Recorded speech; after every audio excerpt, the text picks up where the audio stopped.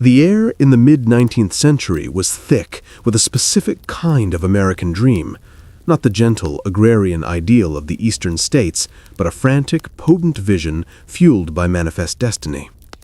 This powerful, almost spiritual conviction held that it was the God-given right of American settlers to expand their dominion across the continent from the Atlantic to the Pacific. It was a philosophy that conveniently overlooked the existing populations and simultaneously justified the tremendous risks of the journey west. But if manifest destiny provided the moral compass, it was the raw, immediate promise of untapped riches that acted as the magnetic north.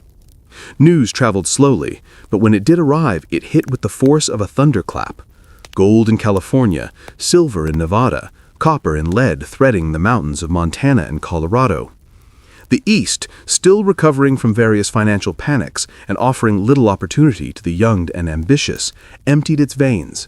Farmers, clerks, doctors, and even preachers traded their established lives for a pickaxe and a prayer. They were not just chasing wealth, they were chasing a total reinvention. The phrase, "Go west, young man," popularized by Horace Greeley, wasn't just advice, it was a societal mandate. The journey itself was a brutal crucible. Wagons broke, diseases spread, and the elements were unforgiving. Yet this shared suffering only solidified the singular focus, reaching the motherlode. When the weary pioneers finally crested the last rise and saw a cluster of hastily constructed shacks and tents, the beginning of a new mining camp, hope was intoxicating. These were not planned cities, they were organic growths, springing up practically overnight wherever a significant strike was made. In the mountains, the landscape transformed from pristine wilderness into a chaotic, makeshift industrial zone. Deep in the earth lay vast mineral deposits, the equivalent of buried treasure waiting to be claimed. A lucky strike could turn a penniless drifter into a millionaire within weeks, a possibility that fueled irrational exuberance and dangerous speculation. Every piece of property, every claim, every shovelful of dirt was imbued with the potential for sudden fortune. The lack of government oversight or established law only added to the wild, anarchic appeal. The settlements that arose, Crickle Creek, Bodie, and Tombstone, were monuments to pure, unfettered capitalism and desperation. They were populated almost entirely by young men, creating a profoundly unbalanced, volatile society where fortunes were won and lost over a single hand of poker, and justice was often dispensed by the fastest draw. Saloons and supply stores opened before churches and schools. Everything was temporary, built with the expectation that once the wealth was extracted, everyone would pack up and move on. The wealth was the reason for existence. The town was merely a means to that end. This frantic, self-destructive race for wealth, underpinned by a fervent belief in national expansion, created the ultimate boom and bust cycle. The sheer volume of raw mineral wealth pulled from the earth helped build American industry and finance, but for the men and women who lived in these instant cities, it was a gamble of the highest stakes. They laid the groundwork for a new American landscape, driven by the seductive shimmer of gold and the compelling narrative of destiny, unaware that the speed of their rise would inevitably dictate the speed of their silent, empty fall. The man's name was Elias, though most would remember him only by the moniker Lucky, an ironic tribute to the fortune that would ultimately ruin his peace. Elias was no grizzled prospector. He was a former teacher from Ohio, driven west not by greed, but by the shame of crushing debt. He wasn't searching for the famed California gold, but for a quiet life where he could simply earn enough to pay off his creditors. Yet destiny, in the form of a shimmering anomaly, had other plans. It was a blistering afternoon in the summer of 1867, high in the inhospitable peaks of what would later become the Black Peaks mining district. Elias was trying to coax water from a small muddy creek when within months, the noise of hammers replaced the quiet of the wilderness. Boarding houses sprang up to accommodate the endless stream of single men packed shoulder to shoulder on canvas cots. Saloons and dance halls, lit by flickering oil lamps and fueled by raw whiskey, became the social and financial centers. The Gem Theater was built in a dizzying 4 days. offering entertainment that ranged from Shakespearean recitation to bawdy burlesque, a vital distraction from the relentless, dangerous work in the mines. Crucially, the instant city required instant infrastructure. Water, the lifeblood of any settlement, especially a mining one, was hastily diverted through wooden flumes and ditches, often contaminated, but nonetheless essential for both survival and ore processing. The Black Peaks Telegraph Office, a symbol of the town's connection to the larger world, was established with astonishing speed, allowing claims and stock prices to be telegraphed to Denver and beyond. But the foundations were inherently shaky. There was no proper sewage system. Refuse was simply tossed into the gullies. Fire was a constant, terrifying threat due to the close proximity of wooden buildings and the ever-present open flames of lanterns and stoves. When the first proper stone structure was erected, ironically the local bank, it stood out as an arrogant declaration of permanence in a sea of kindling. The true foundation of Argentum City, however, was the rigid social order dictated by money and proximity to the ore. At the top were the mine owners and financiers, living in the few proper houses on the high ground, the Nob Hill of this new frontier. Below them were the skilled miners, followed by the shopkeepers and service providers, many of whom were women who found more financial independence here than back east.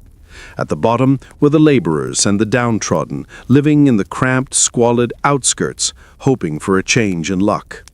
Argentum City was a microcosm of American ambition, a reckless, high-speed experiment in urban creation laid out with no regard for long-term planning, driven entirely by the pulse of the silver veins running beneath its chaotic streets.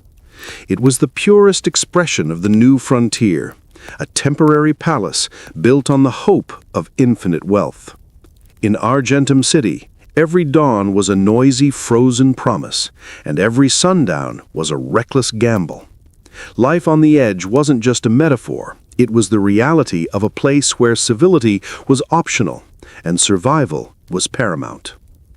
The air, already thin from the high altitude, was thick with the smells of sweat, coal smoke, blasting powder, and cheap disinfectant, barely masking the odor of crowded humanity. The day began long before the sun cleared the peaks.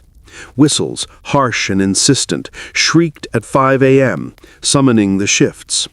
The miners, a blend of hardened professionals, naive Easterners and recent immigrants from Cornwall, Ireland, and China, would trudge to the mine shafts. Their daily grind was a descent into darkness, a Sisyphean battle against rock and geology. Deep underground, they faced the constant threat of cave-ins, lung-choking dust, and the chilling dampness that seeped into their bones. They earned their wages in the desperate hope that the next swing of the pickaxe would hit a fresh vein, turning them from laborers into partners. Above ground, the rhythms were dictated by necessity.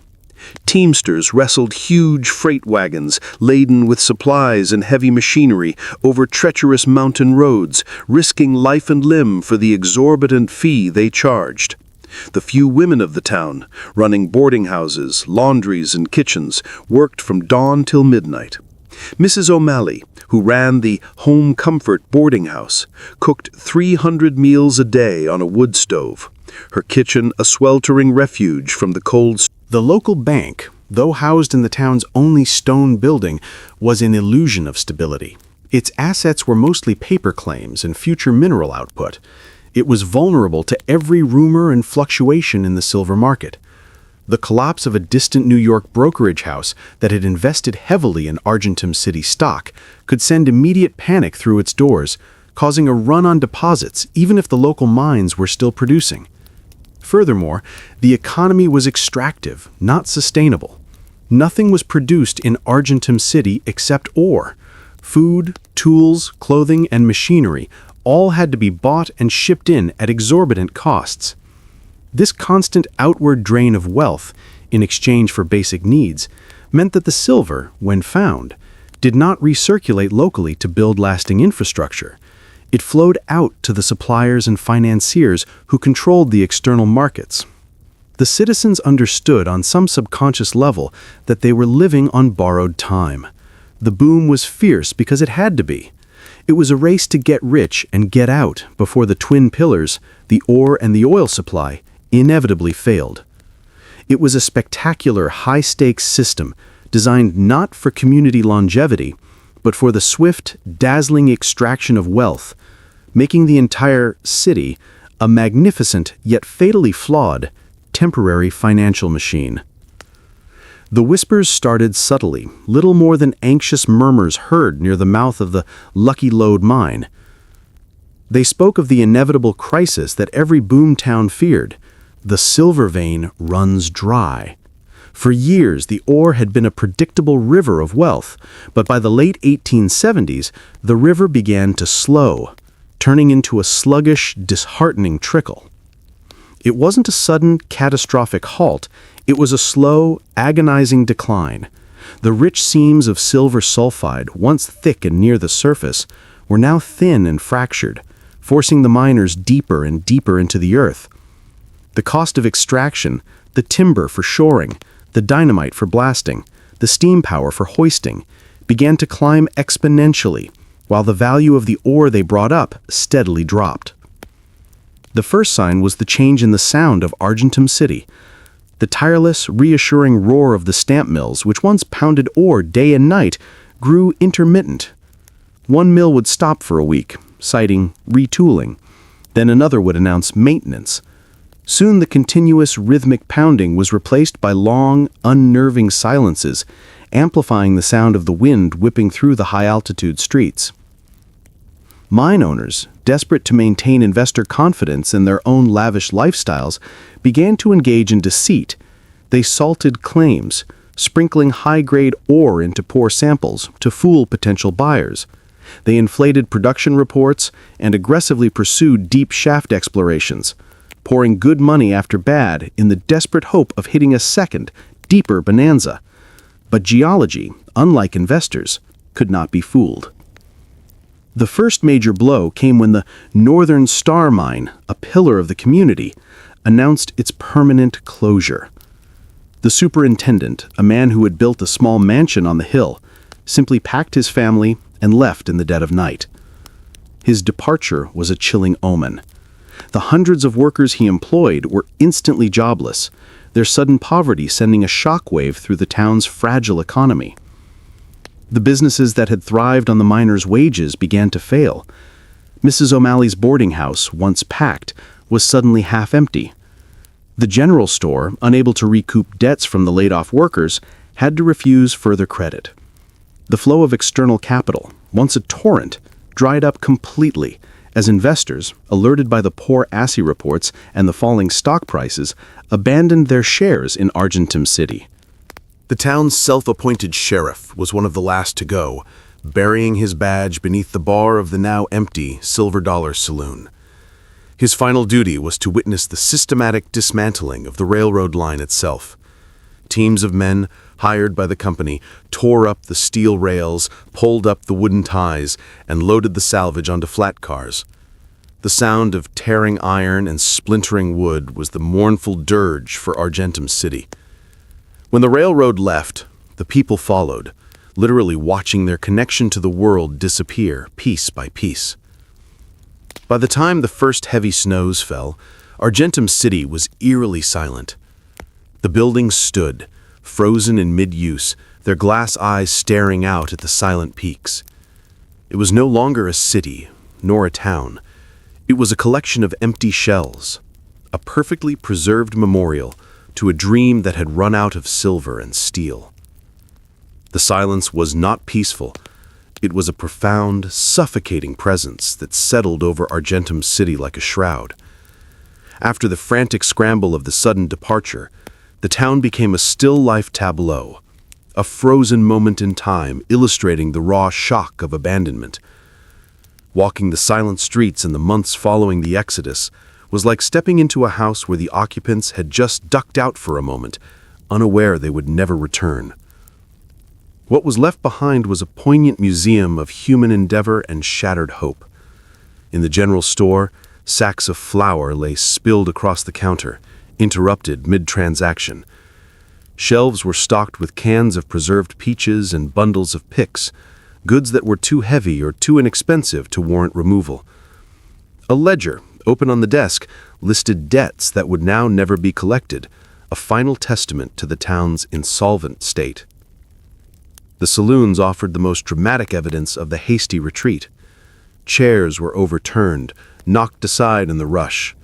On the Silver Dollar Saloon bar, rows of whiskey glasses, dried and dusty, stood exactly where they were left after the last hurried drinks were poured. A deck of cards lay fanned out on a table, the final hand of poker abandoned when the news of the railroad's impending salvage became too terrifying to ignore. In the corner, a dusty piano was half open, perhaps silent since the last musician fled. In the residential areas, the abandonment was heartbreakingly personal. In one of the small clapboard homes, a child's rag doll lay face down near a rocking chair. Another house contained a sewing machine, its needle still threaded, resting on an unfinished garment. These were not junk. They were items of value, deliberately chosen to be left behind because they were simply too cumbersome for a person escaping on foot or muleback over treacherous terrain. Every abandoned object whispered a story of fear outweighing sentimentality. The greatest treasures left to the elements were the tools and machinery. The mine shafts still held millions of dollars worth of equipment, steam engines, heavy ore carts, drill bits, and massive lengths of steel cable. These were the things that defined the town's purpose, but their weight and bulk made them impossible to salvage without the rail line. They stood, rusting in the cold, valuable but useless, monuments to the colossal investment poured into the earth. Even the elements conspired to maintain the illusion of recent life. In a sudden cold snap, water froze mid-drip from a broken pipe, creating a delicate icicle sculpture. The dry mountain air acted as a natural preservative, keeping the wooden structures from crumbling. Would not just be about empty buildings, but about the passionate, fleeting lives that gave them purpose. Even after the people and the silver left Argentum City, the town's troubles were far from over. The mountains and the elements, long held at bay by the feverish activity of man, began to exert their power, administering the elements' final say.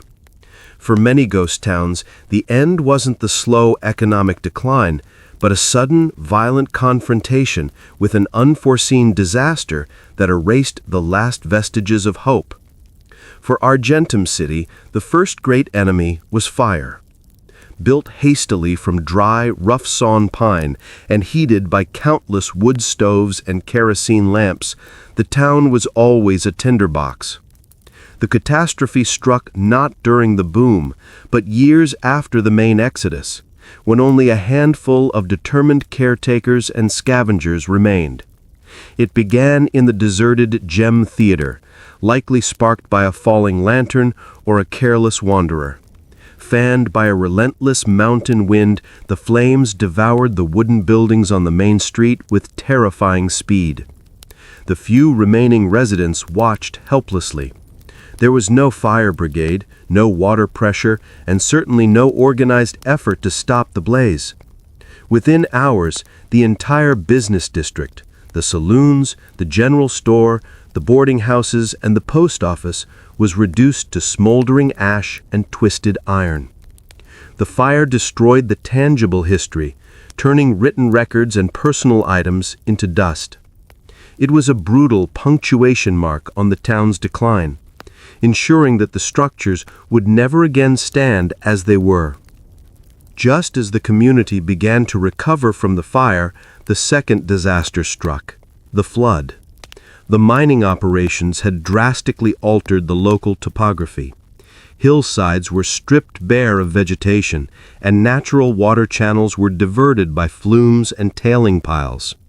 When a week of unseasonably heavy spring rains saturated the higher elevations, the ground could no longer hold. The pressure burst through an aging wooden dam built upstream to service one of the defunct stamp mills. A massive wall of water, thick with mud and mine tailings, roared down the canyon. It did not merely inundate the town, it restructured it. The torrent swept away the foundations of houses built too close to the creek bed. It undercut the supports of the heavy, abandoned mining machinery, sending massive boilers tumbling downhill. The flood not only washed away remaining structures, but also churned up the very soil, burying the main roads in several feet of debris. Between the fire and the flood, Argentum City was transformed from a frozen moment in time into a ruin. The elements had succeeded where economic failure had only paralyzed. What survived the fire was battered by the water, and what escaped the water was left exposed to the relentless cycle of freezing and thawing that chipped away at the masonry and rotted the remaining wood. These disasters were the elements' final declaration that man's attempt to impose a permanent settlement on the rugged, unforgiving western landscape had failed. The boom had been about extracting wealth. The bust was about nature reclaiming its territory. The ghost town, battered and broken, settled into its long, slow sleep, left to the wind and the cold, becoming a geological rather than a historical feature. The ravaged silhouette of Argentum City, a collection of rotting wood and rusting metal, might have been left to collapse entirely, swallowed by the mountain wilderness. However, the 20th century brought a new kind of prospector to the silent streets, the modern preservationists. These were not fortune seekers, but guardians of the past. Individuals and organizations dedicated to slowing the inevitable decay and ensuring the physical structures survive to tell their historical tale. The role of these preservationists was Sudden nature of its abandonment meant the buildings, though damaged, were largely intact and full of relics.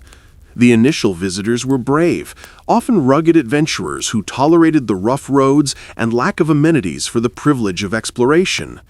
However, once the preservationists established the site and improved access, the volume of traffic exploded. Tour operators began to include Argentum City on their regional itineraries, recognizing the profound impact a walk through the skeletal Main Street had on visitors.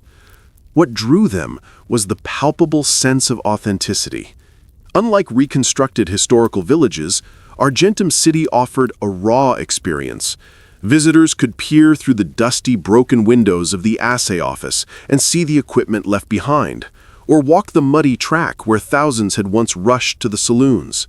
The lack of polished perfection was the destination's charm. It was history you could touch, a direct connection to the lives documented in Alara's journal. The local economy, dead for over a century, experienced a quiet, surprising resurrection. The small, nearby town that served as the gateway to Argentum City began to thrive on visitor services. Gas stations, diners, and souvenir shops, selling everything from miniature pickaxes to books detailing the town's history, sprang up. The old, failed, extractive economy based on mining was replaced by a sustainable, interpretive economy based on historical tourism. But the shift brought its own challenges. The sheer volume of visitors strained the fragile ruins. The preservationists had to implement stricter rules to protect the historic integrity of the site. They educated tourists about ghost town etiquette: look, but don't touch; photograph, but don't take souvenirs. The focus shifted from merely stabilizing the structures to managing the crowds and interpreting the narrative. Ultimately, the ghost town evolved into an outdoor museum. It offered a profound, visceral lesson on the ephemeral nature of ambition and the unforgiving reality of the American West. Argentum City's true final fortune was not the silver it once contained, but the invaluable educational and emotional experience it provided. It became a destination where the silence wasn't just the absence of noise, but a canvas for imagining the clamor and the drama of the lives that had briefly flourished there. As Argentum City transitioned from a ruin to a tourist attraction, it faced a new kind of threat: the distortion of its own history. The romanticized image of the Wild West, fueled by dime novels and Hollywood, often overshadowed the complex, difficult reality of the ghost town. The preservationists and historians realized their new mission was to go beyond the myths, dedicating themselves to separating fact from frontier folklore. The most enduring myth surrounding Argentum City centered on the outlaw narrative. Stories of famous gunfights, hidden gold hoards, and the notorious Black Peaks Bandit were constantly repeated by tour guides and sensationalized in souvenir books. While violence was certainly a component of life in a wild, untamed town, the constant focus on sensationalism obscured the more profound, everyday struggles of the majority of residents. Historians countered these tales by emphasizing meticulous, documented research. For instance, the legend of the Silver Dollar Saloon Showdown, which supposedly left 5 men dead over a poker dispute, was debunked by cross-referencing death certificates in old newspaper accounts. The record showed the sheriff's greatest challenges were not duels at high noon, but property disputes, runaway horses, and sanitation issues. A far less glamorous but far more accurate picture of frontier justice. Another persistent piece of frontier folklore was the idea of the instant millionaire prospector. While the initial discovery by Lucky Elias was spectacular, the vast majority of the town's residents did not strike it rich. Researchers used surviving payroll ledgers to show that the average miner earned What made Argentum City so captivating was its embodiment of memento mori, a reminder of mortality and the transient nature of human endeavors. A broken chair in a deserted home, bathed in the soft, diffused light from a shattered window, ceased to be just a chair. It became a symbol of a life abruptly interrupted, a silent witness to a vanished dream. The rust on a mining cart told a story of labor and abandonment more eloquently than any written word. The town became a pilgrimage site for photographers seeking to capture the ephemeral beauty of ruin. Workshops were held, drawing artists from around the world who yearned to learn how to translate the quiet majesty of decay onto film or digital sensors. Each photographer brought their unique perspective, focusing on different aspects. One might concentrate on the delicate patterns of frost on a broken pane, another on the dramatic silhouette of a gallows against a sunset. The art generated from Argentum City served multiple purposes. It was, of course, a form of artistic expression, but it also became a powerful tool for preservation. These compelling photographs raised awareness of the ghost town's historical significance, inspiring fundraising efforts and attracting more visitors. They helped to cement the idea that these desolate places were not just trash heaps, but invaluable cultural landscapes worthy of protection. Through the lens of a camera, the end of Argentum City's active life became the beginning of its artistic legacy. The town, once teeming with frantic human energy, was now celebrated for its stillness, its quiet decay, and the profound visual poetry it offered to those who sought beauty in desolation. The broken walls and silent streets became a canvas, allowing the ghost town to continue its conversation with humanity, speaking volumes about transience and timelessness through its haunting, beautiful ruin. Argentum City, ravaged by fire, flood, and the relentless march of time, is no longer a functional city, nor is it a mere ruin. It has become something far more enduring, a standing memorial. This ghost town, along with its brethren across the American West, offers profound lessons from the towns that refused to die completely, surviving not on commerce, but on the strength of their historical narrative. The ultimate lesson Argentum City imparts is about the fragility of single-resource economies. It stands as a stark, silent warning against placing all ambition and investment into a single, finite commodity.